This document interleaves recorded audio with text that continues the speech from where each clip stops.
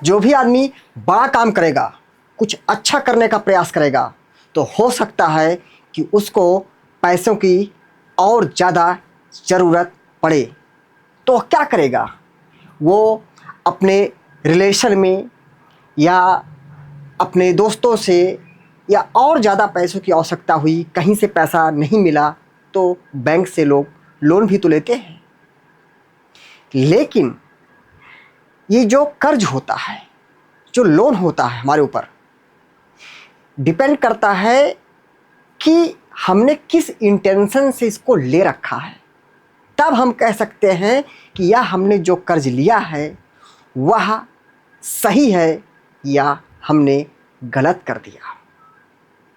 ठीक है, stock market में भी, चूँकि मैं इस क्षेत्र से जुड़ा हूँ, तो मैं अपने अगल बगल के समाज में मैं देखता रहता हूँ, ये चीज़ सामने आती हैं, तो मुझे लगा यह बहुत ही मुख्य टॉपिक है, बता दे रहा। देखिए, जैसे आप कोई बिजनेस स्टार्ट कर रहे हैं, तो शुरुआती दिनों में, आज मैं आपको लाइव चार्ट पर भी एक बहुत अच्छी चीज़ दिखाने वाला हूँ, बस वीडियो ध्यान से देखिएगा।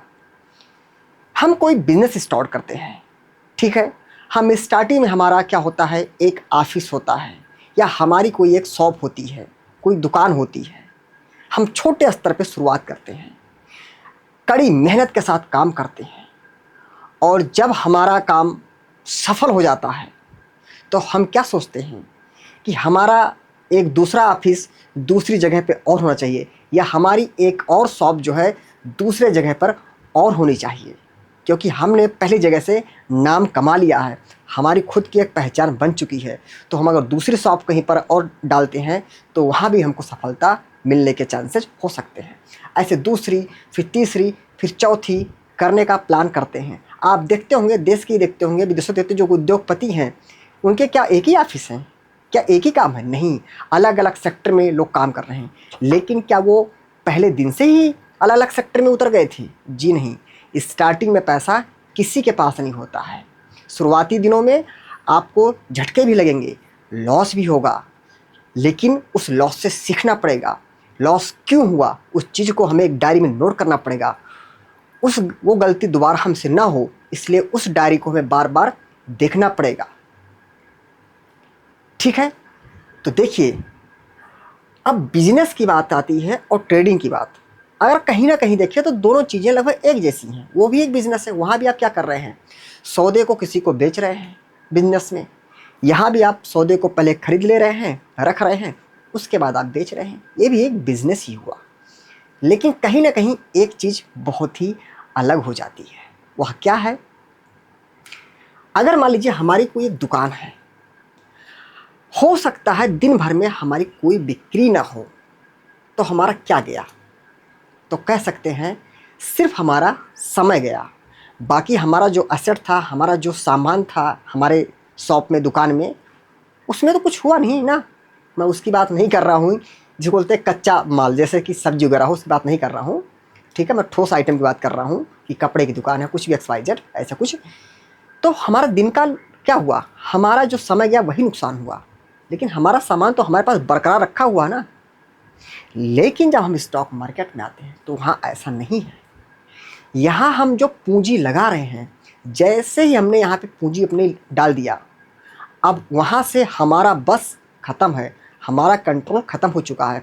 हमारे पास सिर्फ एक ही चीज़ बचती है कि भैया हमारी जितनी रिस्क लेने की क्षमता है, उतना अगर हमारा लॉस दिखाने लगता है तो मैं वहाँ से एग्ज़िट कर दूँगा। सिर्फ हमारे कंट्रोल में यह है। मतलब कि यहाँ पर अगर नुकसान, यहाँ पर हमने पूंजी डाल दिया तो यहाँ भी तो आप समय दे रहे हैं। अगर दुकान में आप दिन भर बैठे हैं तो यहाँ पर भी तो आप 9 बजे से 9:15 से आप 3:30 तक समय दे रहे हैं। ये नहीं कह सकते कि यहाँ आपका समय नहीं जा रहा, यहाँ भी आपका समय जा रहा है।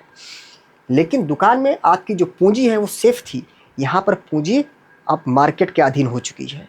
मार्केट जो देगी वो हमें एक्सेप्ट करना पड़ेगा। तो मतलब यहाँ समय के साथ साथ हमारे पैसे का भी नुकसान हो सकता है। हम कई बार सुनते हैं, कई विज्ञापन आते हैं, सुनते हैं कि स्टॉक मार्केट क्या है, भारी भरकम जोखिम पर आधारित एक क्षेत्र है, जो कि हम सुनते तो हैं, लेकिन क्या हम इसको मानते भी हैं? कभी नहीं। आप दिल से कमेंट करके ये ज़रूर हमें आंसर दीजिएगा कि आप जो विज्ञापनों में सुनते हैं बार बार कि स्टॉक मार्केट भारी भरकम जोखिमों पर आधारित एक क्षेत्र है। क्या आप इसको दिन में एक बार अपनी तरफ से भी याद करते हैं? मुझे लगता है शायद कोई याद करता होगा। बात आती है कर्जे वाली। तो जब हम कोई दुकान या कंपनी खड़ी कर रहे हैं, वहाँ पे हमने कर्जा क्यों लिया?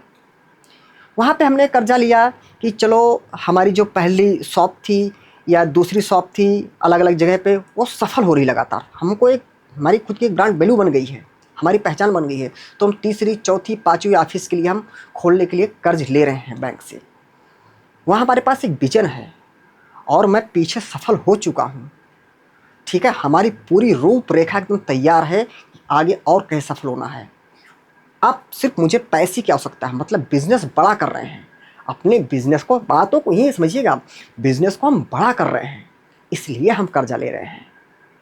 हम जुआ खेलने के लिए कर्जा नहीं ले रहे हैं, हम महंगी महंगी मोबाइल को लेने के लिए कर्जा नहीं ले रहे हैं, हम महंगे महंगे कपड़े पहनने के लिए कर्जा नहीं ले रहे हैं, हम महंगी महंगी गाड़ियाँ लेने के लिए कर्जा नहीं ले रहे हैं, मतलब ऐसी किसी चीज़ के लिए कर्जा नहीं ले रहे हैं कि जिसका हमें कोई बहुत ज़्यादा आवश्यकता है ही नहीं, मतलब उस चीज़ के बिना भी हमारा काम चल सकता है, ठीक है।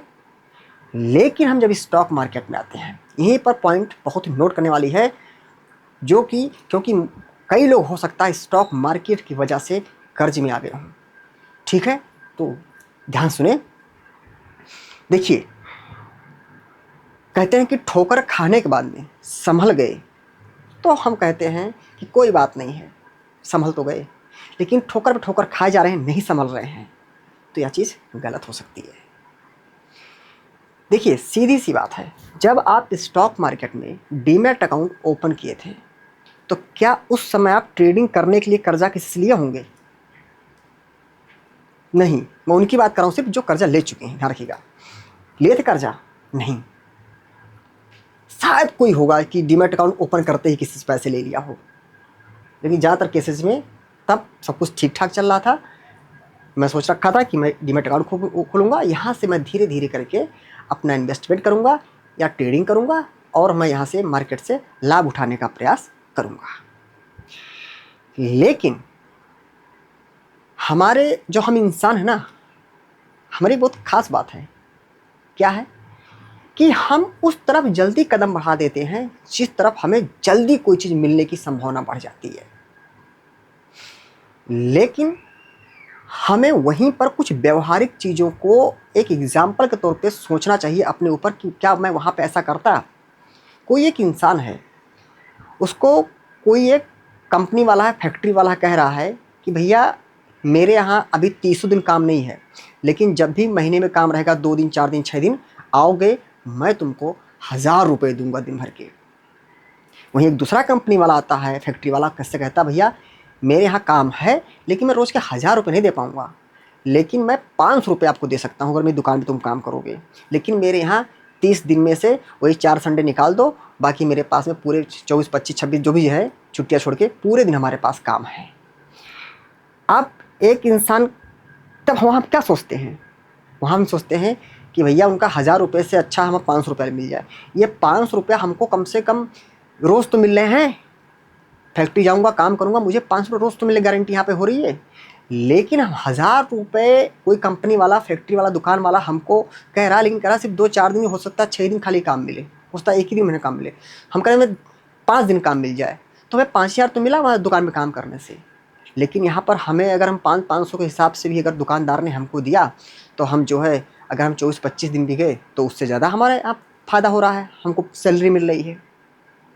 वहाँ तो हम ये सोच जाते हैं, वहाँ हम 1000 के लालच में नहीं आते हैं, यहाँ हम 500 को सेफ साइड में जाने की प्रयास करते हैं। जब हम स्टॉक मार्केट में आते हैं तो यहाँ पे एक जो सबसे गंदी चीज़ है वो क्या है, सबसे गंदी चीज़ क्या है? लालच देती है स्टॉक मार्केट, लालच दिखाती है। कई लोग हैं निफ्टी, सेंसेक्स, बैंक निफ्टी में ट्रेडिंग करते हैं, वो उस एक दिन का प्रीमियम जरूर याद रखते हैं कि जिस दिन जो है 2 रुपये का प्रीमियम 50, 100, 150 गया था, उसको याद रखते हैं। लेकिन ये नहीं देखते हैं कि वो कितने दिनों बाद ऐसा हुआ था, ये भूल जाते हैं। लेकिन उस एक दिन का जो पिक्चर है वो अपने दिमाग में सेव कर लेते हैं कि नहीं यार, इस दिन 2 का प्रीमियम, 5 का प्रीमियम 50 हो गया था, 100 हो गया था, जो भी हो गया था। उस एक दिन क्या हो गया, उसके चक्कर में रोज रोज रोज रोज रोज रोज आज भी पाँच का प्रीमियम 50-100 मारेगा हाई, आज भी होगा, रोज पे रोज किए जा रहे हैं। कहीं ना कहीं अगर मैं अपना विचार रखूं या मैं अपनी जानकारी से आपसे बात करूं, तो स्टॉक मार्केट में जो भी लोग कर्जे में आए होंगे, मैक्सिमम चांस जो है वो दो ही हो सकता है, मैक्सिमम चांस दो ही हो सकता है।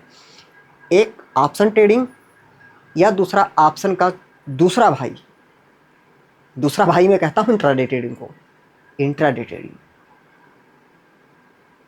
ठीक है, बस इंट्राडे में क्या है, आपको आप इक्विटी में कर रहे हैं तो ऑप्शन कंपेयर में यहाँ पे ज़्यादा सेफ है आप हैं। ठीक है, लेकिन है दोनों ही रिस्की, क्योंकि यहाँ पर भी आप अपने रिस्क मैनेजमेंट को फॉलो नहीं कर पा रहे हैं, क्योंकि इंट्राडे आप ट्रेडिंग कर ही इसीलिए रहे हैं क्योंकि हमको लेवरेज मिलेगा, हमको 10,000 लगाएंगे 50,000 का माल मिलेगा। ठीक है, तो गलत ये भी है। इन्हीं दो वजहों की वजह से शायद कर्जा आया हो। अब बात यहाँ पे एक बहुत ही खास बात आती है, एक इंटरेस्टिंग बात आती है कि हम जिन गलतियों को करने की वजह से हम कर्ज में आए, ध्यान समझिएगा बात को, जिन गलतियों को करने की वजह से हम कर्ज में आए, वही गलतियां अभी भी हम करते ही जा रहे हैं। कितना गलत है, कितना गलत है। और किस लिए गलती करना है पता है, एक जीत हमारे पास हो जाती है कि मार्केट ने मेरा 4 साल का 5 साल का समय बर्बाद किया है, मार्केट ने मेरे लाखों रुपए खा लिए हैं, मार्केट की वजह से मैं कर्ज में आ गया हूँ, तो इस मार्केट से वसूली तो करना ही चाहिए। जी नहीं, इस मार्केट से वसूली कोई नहीं कर पाया है। हमें अपना व्यू मार्केट के हिसाब से बदलना पड़ता है, हमारे व्यू के हिसाब से मार्केट चालें बदलती है, तो हम मार्केट से बड़े कैसे हो सकते हैं। Market is supreme. बस हम यही कर सकते हैं कि अगर हम option trading back to back किए, उसकी वजह से हमारा पैसा जीरो हुआ, फिर हम लॉस में भी आ गए, तो बस एक ही रास्ता बचता है कि हम तुरंत मतलब अगली सुबह से हम ट्रेडिंग छोड़ दें। जैसे इंट्राडे ट्रेडिंग, ऑप्शन ट्रेडिंग, जो भी आपको लगती है कि ये ट्रेडिंग की वजह से ही आप लॉस में गए हैं, उस टाइप की ट्रेडिंग को तुरंत अगली सुबह से ही छोड़ देना चाहिए। तो कम से कम जो कर्ज है वह अब और बढ़ेगा तो नहीं। मैं आज अपने एक दिल की बात आपसे रखना चाहता हूँ, ऐसा मेरा बिल्कुल भी इंटेंशन नहीं है, ध्यान रखिएगा, कि मुझे अपने यूट्यूब सब्सक्राइबर बढ़ाने हैं, बस रखना चाहता हूँ चीज़। देखिए, मेरा एक मानना है कि जब भी आप ईमानदारी से चलने का प्रयास करेंगे, सही बात को रखेंगे, तो ऐसा मैं ही नहीं कह रहा हूँ, ऐसा कई महापुरुष भी कहते हैं, आप किताबें पढ़ते हैं कि सत्य थोड़ा सा, क्या ये कौन सा है, कलयुग है, कौन सा युग है, कलयुग है। यहाँ पर जो सत्य है, हो सकता है उसको आगे बढ़ने में बहुत सी समस्याएं आए, लेकिन जीत किसकी होगी, वो सत्य की ही जीत होगी, सत्य की जीत होगी, गलत की हार ही होगी। तो वही चीज ट्रेडिंग में भी है। सत्य सबसे बड़ा यही है, जो सबसे बड़ा कड़वा सच है, कि घूम फिर के आप मेरी ही बात मानेंगे, वो बात अलग है आज मानेंगे या और नुकसान हो जाएगा या और समय व्यतीत हो जाएगा उसके बाद आप मानेंगे यही बात। ना आप कहीं जा रहे हैं ना हम कहीं जा रहे हैं। वो बात क्या है, मैं दावे के साथ कह सकता हूँ कि बिना इक्विटी ट्रेडिंग के बेसिक कॉन्सेप्ट को क्लियर किए बिना ऑप्शन ट्रेडिंग से पैसे बना पाना मुश्किल ही नहीं, असंभव है, इम्पॉसिबल है। जैसे किसी आदमी की मृत्यु हो जाने के बाद उसका दोबारा जिंदा हो पाना असंभव है, ठीक वैसे ही बिना इक्विटी ट्रेडिंग के बेसिक कॉन्सेप्ट को क्लियर किए बिना ऑप्शन ट्रेडिंग से पैसे बना पाना असंभव है। इसलिए हम खींच देते हैं 3 लकीर, कहते 3 लकीर खींच दिया। इस 3 लकीर की आप स्क्रीनशॉट ले भी सकते हैं कि मैंने किस डेट में बोला है। मैं क्लियर कट बार बार बोलता हूँ, ऑप्शन ट्रेडिंग पहली बात तो पूरी स्टॉक मार्केट को अगर हम बात करें तो पूरी स्टॉक मार्केट ही भारी भरकम जोखिम पर आधारित क्षेत्र है।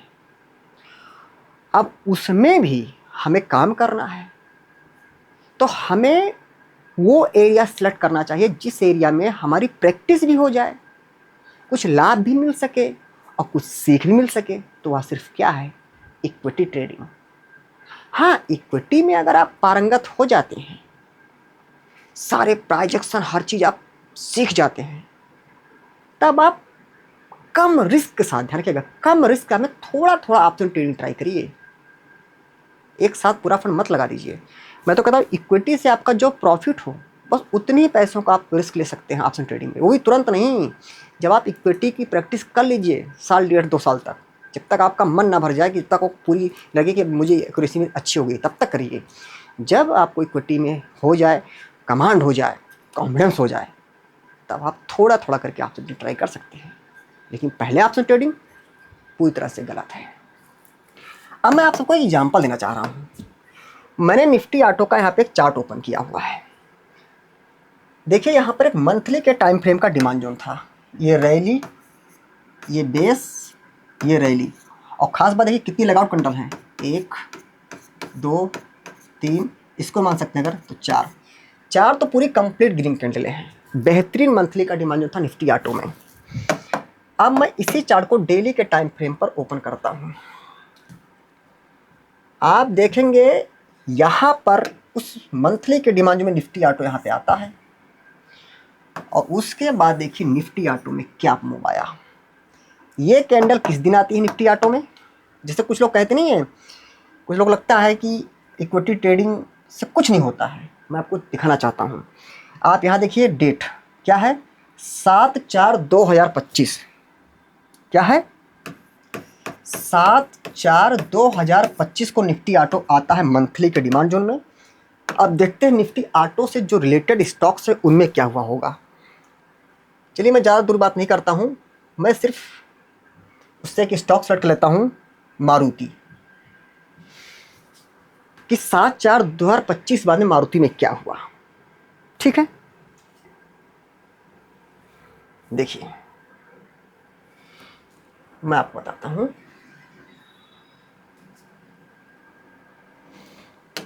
ये कैंडल आप देखिएगा, सॉरी आप ये कैंडल देखिएगा, इस कैंडल देखिएगा। ये कैंडल जो है ग्रीन कैंडल, ये कब की है?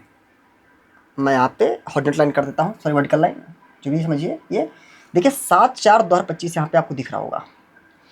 7/4/2025 बाद में मारुति में क्या हुआ, पता है क्या हुआ? ये हुआ, ये डेली के टाइम फ्रेम पर है,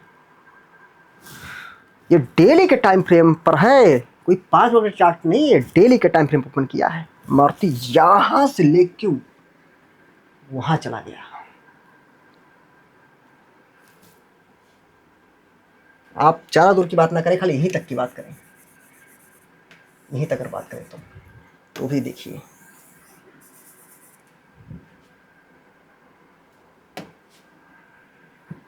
अब एक चीज़ हमने देखा कि देखिए ध्यान रखिएगा, ये कोई मतलब मारुति को लेकर कोई बाई सेल रिकमेंडेशन नहीं है, ध्यान रखिएगा। सबसे पहले बस अपनी बातों को समझाने के लिए सेक्टर के साथ में उस स्टॉक को एक एग्जाम्पल पे यूज किया है कि क्या होता है। ठीक है, मैंने इसलिए प्रीवियस डेटा दिया है, ध्यान रखिएगा, कोई बाई सेल नहीं है इस स्टॉक लेकर के। हाँ, आप बताइए, मैंने इक्विटी में मुझे लगा कि बहुत बढ़िया डिमांड जोन है, मतलब अपनी तरफ से तो पूरा तो 99% चांस मुझे लग रहा है कि यार ये बहुत चीज़ है। हमने वहाँ पर इक्विटी में कुछ पैसे डाल दिए। यहाँ पे एक सीख मिलती है, क्या इंटर ट्रेडर अगर यहाँ पे मारुति में मान लीजिए बनाए होते पोजीशन तो क्या वहाँ तक रुक पाते? इंटर ट्रेडिंग में तो आपको सेम डे बाहर होना है। हाँ, तो मान लीजिए हमने कुछ पैसे डाल दिए उस टाइम पर, कोई भी स्टॉक एक्सवाइजर है, और देखा बहुत अच्छा डिमांड जो है, हमको क्या टेंशन है, आराम से बैठूंगा। हमको इतना पता है कि डिमांड जोन इसका स्टॉप लॉस ये है। अब उसमें हमें इस वजह से लॉस नहीं होने वाला है कि दिन गुजर रहे हैं तो टाइम डिके लग रहा है, और ना तो इस वजह से लॉस होने के चांस हैं कि थोड़ा भी निफ्टी ऊपर नीचे की तुरंत हमारा लॉस हो गया।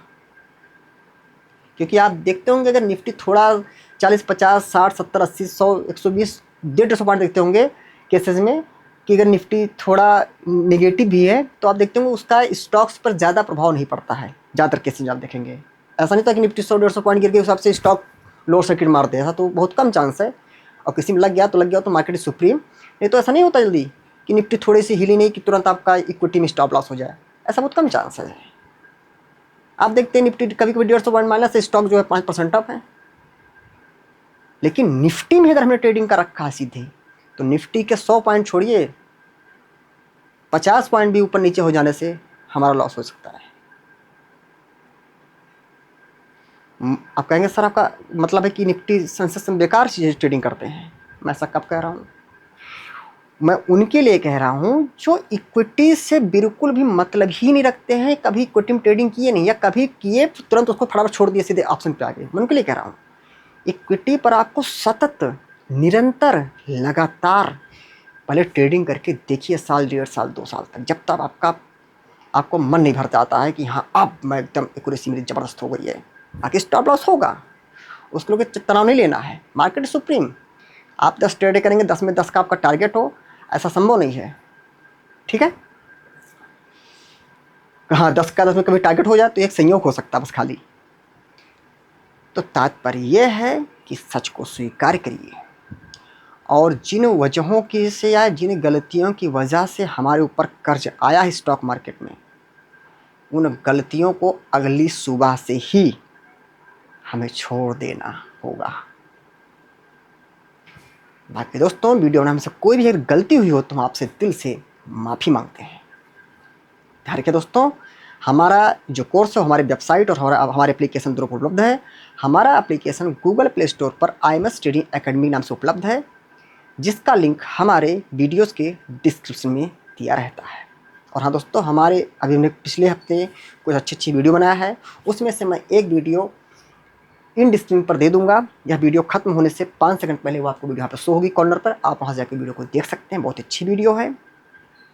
और दोस्तों हमारा जो टेलीग्राम चैनल हुआ बिल्कुल ही निःशुल्क है। बस दोस्तों हमारे किसी भी टेलीग्राम चैनल को सिर्फ हमारे वीडियोज़ के डिस्क्रिप्शन में दिए गए लिंक से ही ज्वाइन करें, कहीं और से बिल्कुल ट्राई ना करें।